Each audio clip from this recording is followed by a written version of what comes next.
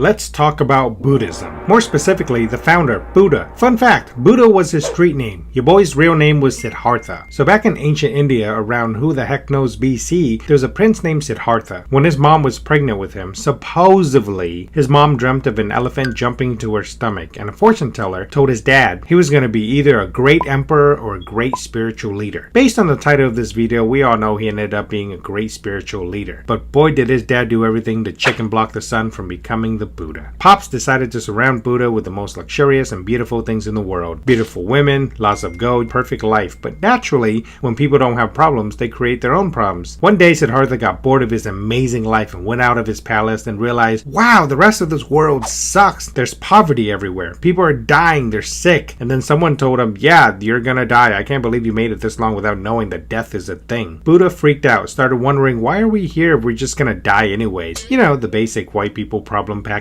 That's right, the first recorded case of white people problems was in India, which is probably the only true thing about this whole story. So Buddha decided to go out and find the meaning of life. And instead of using all the money and resources to find the meaning of life, he just ditched everything. His wife, his kids, his kingdom. Who needs all the best things in the world when you're having a midlife crisis? He just wandered into the woods. Dude just walked around asking random people, hey, what's the meaning of life? Literally my first video on YouTube, whatever, YouTube wasn't around back then. Ran into a bunch of guys torturing themselves to find the meaning of life. Hey, you know what the meaning of life is? No, we don't, but we're torturing ourselves to try to find it. That doesn't make any sense. You got a better idea?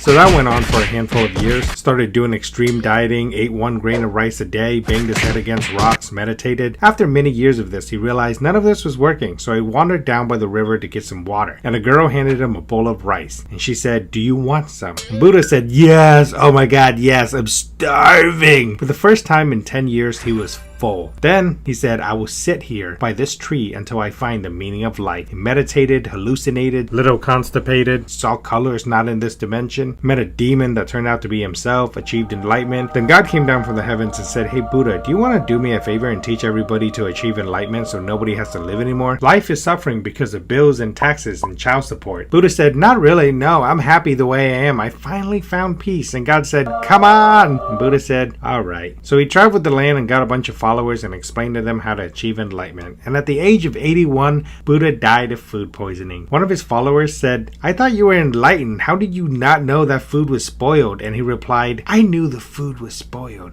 but I didn't want to hurt the guy's feelings, so I decided to die. Because dying from someone's cooking is way less offensive than turning down their food.